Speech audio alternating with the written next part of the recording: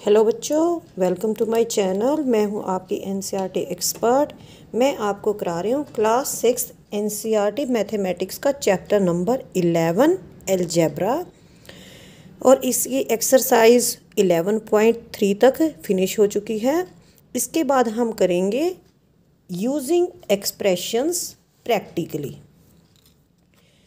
We have already come across practical situations in which expressions are useful। तो हम ऐसी practical situations कर चुके हैं जिनमें एक्सप्रेशंस बहुत ही यूज़फुल हैं। Let us remember some of them. आओ उनमें से कुछ को हम दोबारा से रिपीट करते हैं। Situation described in ordinary language, इसके सामने वेरिएबल है और इसका जो थर्ड कॉलम है इसके अंदर स्टेटमेंट यूजिंग एक्सप्रेशंस। फर्स्ट है हमारा, Sarita has 10 more marbles than Amina. Sarita के पास अमीना से 10 मार्बल ज़्यादा हैं। तो जिसके मार्बल नहीं है उसको हम सपोज कर लेते हैं। Let Amina have x marbles. तो सरिता के कितने आ जाएंगे? x + 10 marbles. सेकेंड सिचुएशन है, बालू is 3 years younger than Raju. बालू राजू से 3 साल छोटा है। तो हमें राजू की एज नहीं दे रखी, तो हम राजू की एज मान लेंगे x ईयर्स। तो छोटा है तो x में से हम 3 माइनस कर देंगे, बालू की एज आ जाएगी। Third situation, Bikesh is twice as old as Raju. तो राजू की एज नहीं दे रखी, बिकेश की दे रखी है। तो जिसकी नहीं दे रखी उसको हम मान लेते हैं, राजू की एज मान लेते हैं। लेट राजू एज भी x ईयर। तो बिकेश की एज इससे ट्वाइस हो जाएगी। तो हम x को और 2 को मल्टीप्लाई कर देंगे, ये हो जाएगी हमारी 2x ईयर्स।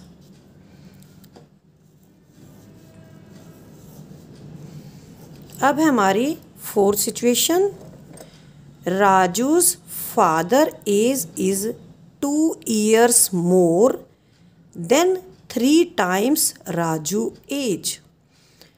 राजू के पिता की एज दे रखी है। राजू की एज हम सपोज कर लेंगे कि ये x है। तो राजू के पिता की एज कैसे निकलेगी? पहले हम राजू की एज को 3 टाइम्स करेंगे, उसके अंदर 2 ईयर्स मोर, उसमें हम 2 प्लस कर देंगे। राजू की एज अगर x है तो उसको 3 टाइम्स कैसे करेंगे? 3 से मल्टीप्लाई करेंगे, 3x आ जाएगा। और उसके बाद 2 ईयर्स मोर है तो इसके अंदर हम 2 प्लस कर देंगे। Let us look at some other such situations. अब हम कुछ थोड़ा सा डिफरेंट सिचुएशंस देखेंगे। जो मैंने ऊपर 4 कराई इनसे थोड़ा डिफरेंट है। How old was Susan be 5 years from now. Susan 5 साल के बाद कितना बड़ा हो जाएगा? तो सपोज कर लेते हैं सुसान की जो प्रेजेंट एज है वो y ईयर्स है। तो 5 साल के बाद यानी कि 5 यहाँ पे प्लस का आ जाएगा। तो 5 years from now Susan will be, y के अंदर हम 5 ऐड कर देंगे, y + 5 ईयर्स ओल्ड। सिक्स्थ है, how old was Susan 4 years ago.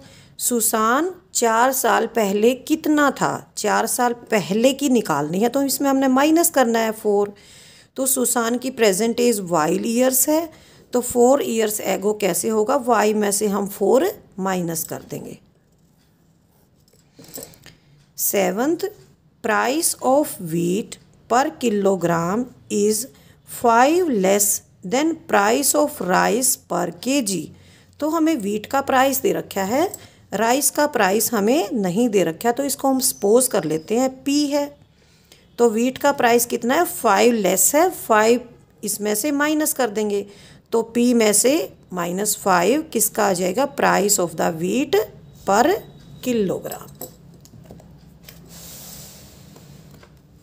Next situation है situation number 8, price of the oil per litre is 5 times the price of the rice per KG. तो इसमें हमें ऑयल का price दे रखा है, rice का price हम मान लेंगे। सपोज़ राइस का प्राइस है 1 किलोग्राम का रुपीज़ पी।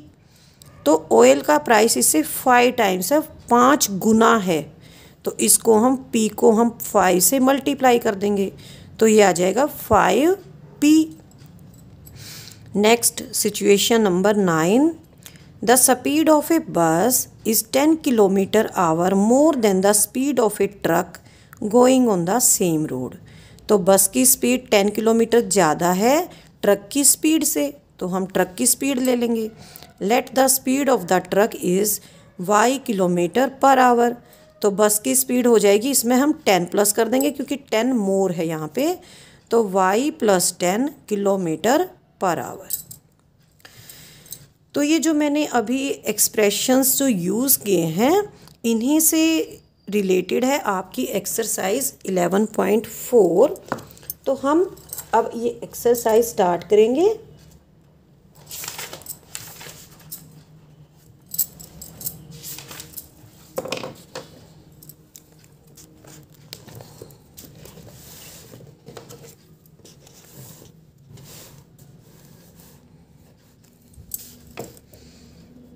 चैप्टर का नाम है अलजेब्रा और एक्सरसाइज है 11.4। इसका हम क्वेश्चन फर्स्ट शुरू करेंगे। Answer the following. तो क्वेश्चन का ए पार्ट दे रखा है, क्वेश्चन नंबर फर्स्ट का ए पार्ट है, take Sarita's present age to be y years. तो इसमें सरिता की प्रेजेंट एज दे रखी है, Sarita's present age is y years. और हमें क्या निकालना है इसमें, what will be her age 5 years from now. तो इसका फर्स्ट पार्ट है सरिताज एज आफ्टर 5 ईयर्स। तो अगर प्रेजेंट एज y है तो 5 साल के बाद कितनी एज हो जाएगी, इसके अंदर हम 5 प्लस कर देंगे, y + 5 ईयर्स। ठीक है। अब है second part, what will be her age 3 years back. Sarita's age 3 years back. 3 साल पहले सरिता की एज कितनी थी। तो 3 साल पहले अगर आप इस टाइम अगर 10 साल के हैं तो 5 साल के बाद आपकी एज हो जाएगी 15। और अगर हम पूछें कि 5 साल पहले कितनी एज थी तो आप क्या बताएंगे, 10 में से 5 को माइनस कर देंगे, आपकी एज आ जाएगी 5 ईयर्स। तो यहाँ पे जो सरिता की एज है y ईयर्स दे रखी है प्रेजेंट एज, तो हम 3 साल पहले की निकाल लेंगे, तो y में से हम 3 को माइनस कर देंगे, ये सरिता की एज आ जाएगी 3 साल पहले। अब हम करेंगे इसका third part, Sarita's grandfather is 6 times her age of Sarita's grandfather. Sarita के दादाजी की एज निकालनी है। सरिता के दादाजी की एज कितनी है, 6 टाइम्स हर एज। तो हर एज कितनी है, y ईयर्स, तो 6 टाइम्स हिज प्रेजेंट एज, तो ये आ जाएगी हमारी 6y ईयर्स। ठीक है। अब हम करेंगे इसका fourth part, Sarita grandmother is 2 years younger than grandfather. What is grandmother's age? तो हम लिखेंगे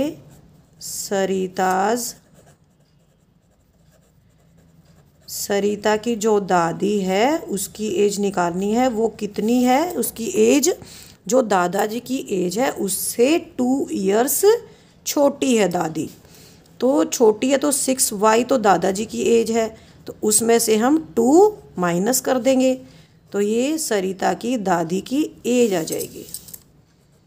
अब हम करेंगे fifth part, Sarita's father age is 5 year more than 3 times Sarita's age. What is her father's age. तो अब हम निकालेंगे सरिता के पापा की एज। सरिताज पापाज एज क्या दे रखा है इसमें, 3 टाइम्स सरिता एज। सरिता की एज 3 टाइम्स है, तो 3 इंटू वाई, और उससे 5 ईयर्स मोर है, तो 5 यहाँ पे हम प्लस कर देंगे, तो ये आ जाएगी 3y + 5 ईयर्स। तो ये हो गया हमारा क्वेश्चन फर्स्ट का ए पार्ट, जिसकी हमने 5 पार्ट्स किए हैं। अब हम इसका बी पार्ट करेंगे। क्वेश्चन फर्स्ट का B part, length of a rectangular hole is 4 metre less than 3 times the breadth of the hole. एक रेक्टेंगुलर होल दे रखा है, ये होल है, रेक्टेंगुलर होल है, तो ये होगी लेंथ और ये होगी ब्रेड्थ। तो इसमें क्या दे रखा है, हमें लेंथ दे रखी है, ब्रेड्थ हमने b मीटर सपोज करनी है। Let breadth of hole is b metres. अब हमें निकालनी है लेंथ ऑफ द होल, क्या दे रखी है, 4 metre less than 3 times the length. 4 metre less than 3 times the breadth. तो हमें ये लेंथ दे रखी है, तो इसको हम कैसे लिखेंगे, 3 टाइम्स द ब्रेड्थ, तो 3 टाइम्स ब्रेड्थ कितना हो जाएगा, 3 इंटू बी, ठीक है, और उससे लेस करना है 4, तो उसमें से हम 4 को माइनस कर देंगे, तो ये आ जाएगा 3b - 4 मीटर। ये क्या आ जाएगी, लेंथ ऑफ द होल आ जाएगी, कि होल की लेंथ इतनी है। अब हम करेंगे क्वेश्चन फर्स्ट का सी पार्ट। एक रेक्टेंगुलर बॉक्स है, उसकी हाइट दे रखी है h centimetre, length is 5 times the height. तो हमें इसके अंदर हाइट दे रखी है, हमें लेंथ और ब्रेड्थ हमें एक्सप्रेस करनी है in terms of the height. Height की टर्म्स में हमें ब्रेड्थ और लेंथ को एक्सप्रेस करना है, तो हम लिखेंगे हाइट ऑफ द बॉक्स है h centimetre, length of the box है 5 times the height,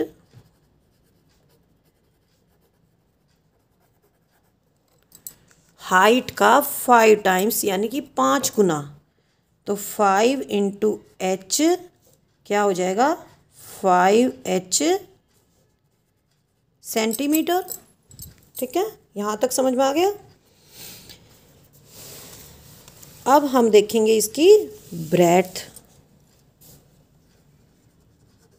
breadth of the box, इसमें हमें 2 क्वेश्चन पूछ रखे हैं, लेंथ और ब्रेड्थ।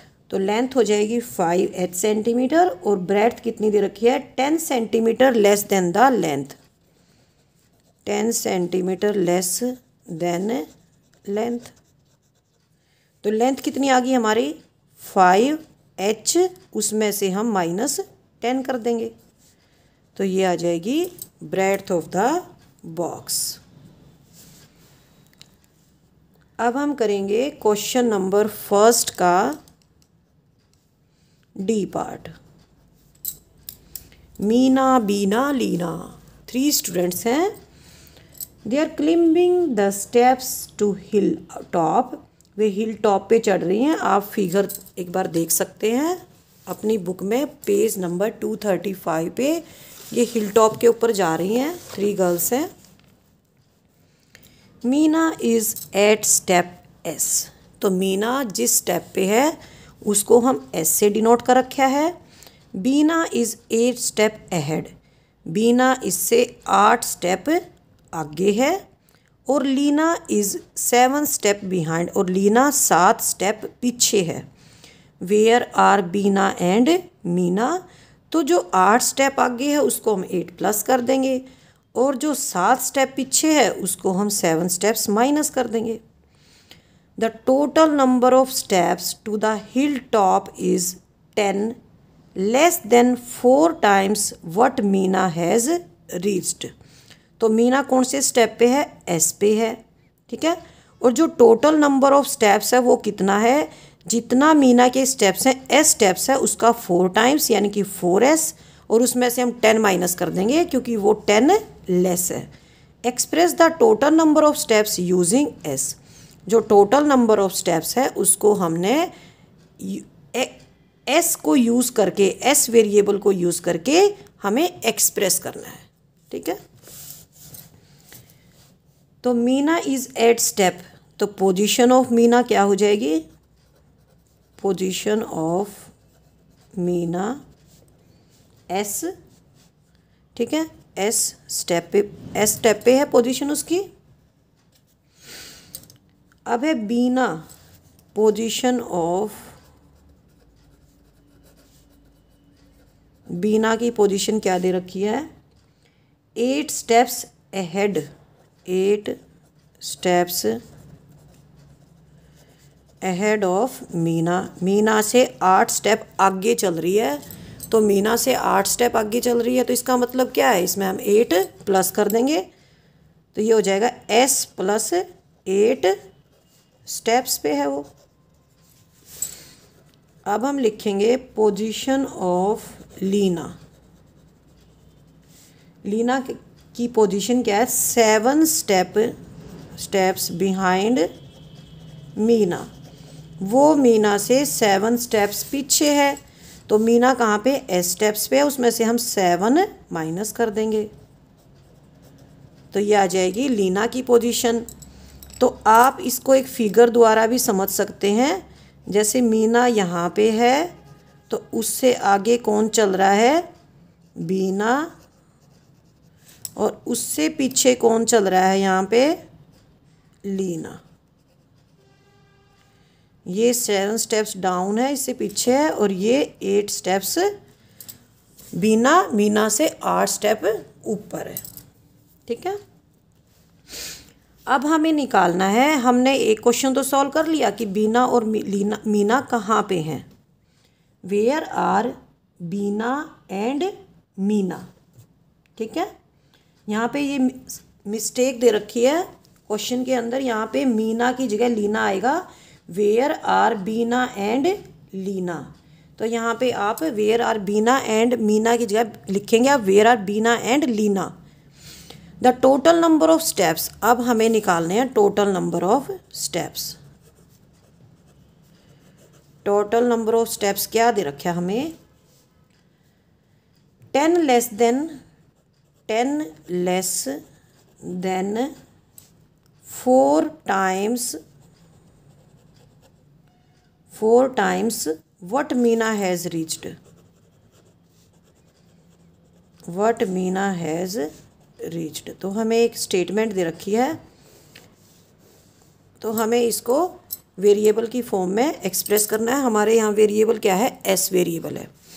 तो मीना की पोजीशन है एस स्टेप, उसको हमने 4 टाइम्स करना है, तो आ जाएगा 4 × s, और उसमें से हम 10 माइनस कर देंगे, ठीक है।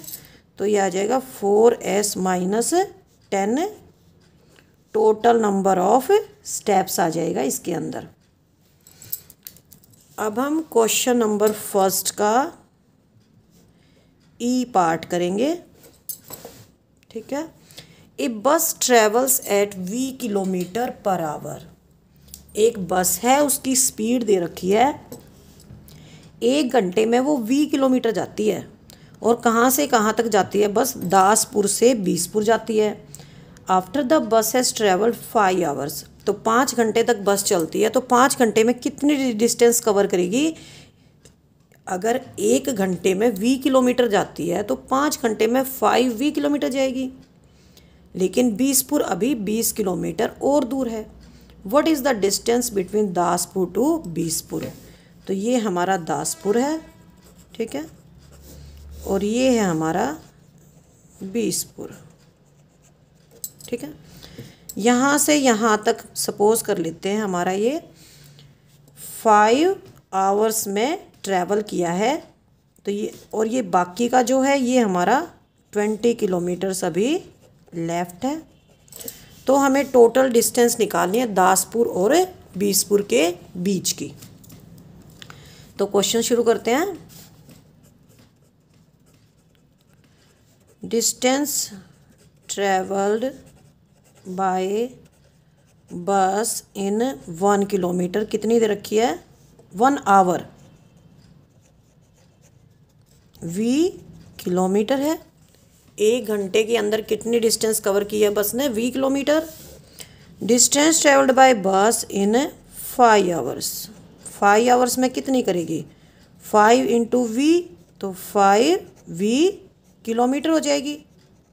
ठीक है, 5 वी किलोमीटर डिस्टेंस कवर करने के बाद भी 20 किलोमीटर डिस्टेंस बच जाती है। ठीक है, तो total distance between Daspur and Bispur, तो टोटल डिस्टेंस कितनी हो जाएगी? ये हमारी 5V आ गई और ये हमारी 20 किलोमीटर है, तो ये हो जाएगी 5V + 20 किलोमीटर। दासपुर से लेकर यहाँ तक 5 आवर्स तक बस चली है। 1 घंटे में V किलोमीटर है, तो 5 घंटे में 5V हो जाएगा, और 20 किलोमीटर अभी रहता है बीसपुर पहुँचने में डिस्टेंस, तो टोटल हो जाएगी 5V + 20 किलोमीटर।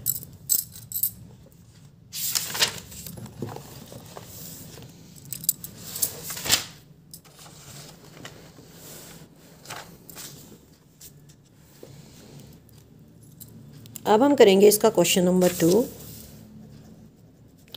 क्वेश्चन नंबर 2 में हमें क्या बता रखा है? Change the following statements using expressions into statements in ordinary language.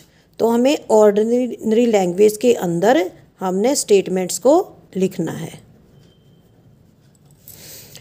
Example दे रखा है, Salima scores R runs in A cricket match, Nalin scores R + 15। Salim score करता है R रन और नलिन स्कोर करता है R + 15। तो हम क्या लिखेंगे ऑर्डिनरी लैंग्वेज में? Nalin score 15 runs more than Salim. तो नलिन 15 रन्स ज़्यादा स्कोर करता है सलीम से। तो इसके 5 पार्ट्स हैं, तो ए पार्ट शुरू करते हैं। A notebook cost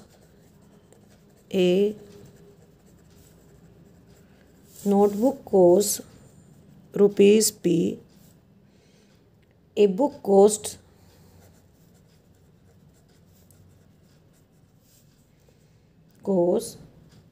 ₹3P। तो हमें इसको ऑर्डिनरी लैंग्वेज में लिखना है कि नोटबुक की कॉस्ट तो ₹P है और बुक की कॉस्ट 3P है। तो हम क्या लिखेंगे? A books cost 3 times the notebook, कि एक बुक की कॉस्ट नोटबुक से 3 गुना है। अब हम करेंगे इसका बी पार्ट। इसका बी पार्ट है, Tony puts Q marbles on the table. Table पर टोनी ने कितने मार्बल्स रखे हैं? क्यू मार्बल्स रखे हैं। He has 8 Q marbles in the box. लेकिन उसके बॉक्स में जो टेबल पे मार्बल्स रखे हैं उसके 8 टाइम्स हैं, तो 8 क्यू मार्बल्स हैं। तो हम क्या लिखेंगे कि टोनी के मार्बल्स में 8 टाइम्स मार्बल्स हैं, टेबल के 8 टाइम्स मार्बल्स हैं इसमें। तो हम लिखेंगे Tony's book box has 8 times marbles on the table. तो टेबल से 8 टाइम्स मार्बल्स उसके बॉक्स में रखे हैं। नेक्स्ट है हमारा our class has n students, the school has 20 n students. हमारी क्लास के अंदर कितने स्टूडेंट्स हैं? n स्टूडेंट्स हैं, लेकिन हमारे स्कूल के अंदर कितने हैं? 20 n स्टूडेंट्स हैं, यानी कि टोटल जो स्टूडेंट्स हैं क्लास स्कूल के अंदर वे हमारी क्लास के स्टूडेंट्स के 20 टाइम्स हैं। तो हम लिखेंगे इसके अंदर total number of students in the school is 20 times of our class. तो क्लास के 20 टाइम्स हैं। D, Jaggu is Z years old, Jaggu की एज कितनी है? जेड ईयर्स है। अंकल की एज 4Z है, तो उससे 4 टाइम्स है जग्गू की एज से उसके अंकल की एज। और आंट की एज कितनी है? अंकल की एज से 3 ईयर्स छोटी है, कम है। तो हम यहाँ लिखेंगे Jaggu's uncle is 4 times older than Jaggu and Jaggu's aunt is 3 years younger than his uncle। तो जहाँ पे भी प्लस साइन होगा तो मोर लिखेंगे, और अगर माइनस होगा तो उसको लेस लिखेंगे या यंगर देन हिज अंकल, इस तरह से लिखेंगे। In an arrangement of dots there are rows. तो जैसे यहाँ पे रोज़ हैं, इस तरह से बना रखी हैं रोज़, यहाँ पे हर रो के अंदर 5 हैं, तो इस तरह से ये हमारे पास आर रोज़ हैं। तो यहाँ पे कितनी डॉट्स हैं? एक रो के अंदर 5 डॉट्स हैं। तो हमें इसको ऑर्डिनरी लैंग्वेज में लिखना है, तो टोटल नंबर ऑफ डॉट्स कितनी हो जाएंगी? जितनी रोज़ हैं उसके 5 टाइम्स हो जाएंगी। तो यहाँ पे लिखेंगे हम total number of dots is 5 times the number of रोज। ठीक है।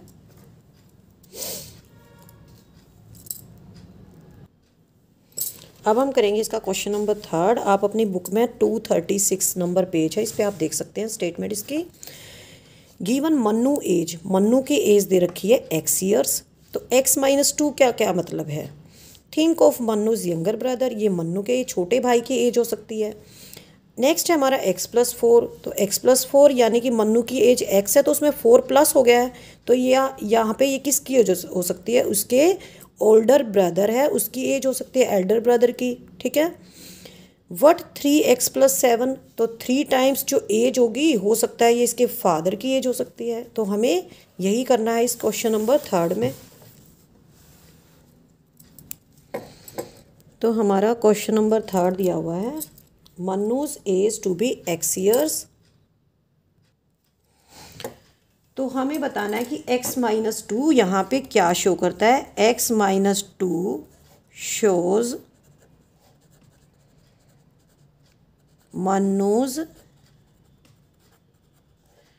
मन्नू के जो यंगर ब्रदर है उसका जो छोटा भाई है उसकी एज शो करता है x-2। ठीक है। अब हमें दे रखा है x+4, तो ये क्या शो करता है? It shows Mannu's elder brother's age. ये जो मन्नू का बड़ा भाई है उसकी एज शो कर सकता है यहाँ पे। और इसका 3rd पार्ट दे रखा है 3x+7, क्या शो कर सकता है यहाँ पे? 3x+7 shows Mannu's father's age, Mannu के पापा की एज यहाँ पे शो करता है। अब हम करेंगे क्वेश्चन 3 का बी पार्ट। ये क्वेश्चन 3 का ए पार्ट था जो मैंने अभी अभी कराया है, ये क्वेश्चन 3 का ए पार्ट है। अब हम करेंगे इसी क्वेश्चन का 3rd क्वेश्चन का बी पार्ट। तो स्टेटमेंट पढ़ेंगे इसके लिए हम। सारा की एज दे रखी है y ईयर्स, सारा की एज हमें दे रखी है y years. Think of her age in future और इन पास्ट, तो हमें उसकी एज फ्यूचर और पास्ट में सोचना है उसकी एज के बारे में। और हमें कुछ एक्सप्रेशंस देने हैं, दे रखे हैं y+7 है, ठीक है, y-3 है, उसके बाद दे रखा है हमें y+4.5 है, y-2.5 है। तो हमें केवल यही बताना है कि ये पास्ट में एक्सप्रेशन हो सकता है या फ्यूचर में एक्सप्रेशन हो सकता है। तो आपको ये याद रखना है, अगर प्लस में आता है तो ये उसका फ्यूचर में एक्सप्रेशन होगा, क्योंकि अगर उसकी एज अगर अब 7 y ईयर्स है तो 7 प्लस हो जाएगा 7 ईयर्स के बाद फ्यूचर में आएगा। तो ऐसे यहाँ पे ये भी फ्यूचर में डिनोट होती है एज, ठीक है। लेकिन अगर हम उसकी एज अगर 20 ईयर्स है और उसमें से हम 3 माइनस कर दें तो 17 हो जाएगी, यानी कि 3 साल पहले उसकी इतनी एज थी, तो ये हो जाएगी उसकी पास्ट में एज। सिमिलरली यहाँ पे माइनस का साइन है, ये भी उसकी एज पास्ट में हो जाएगी।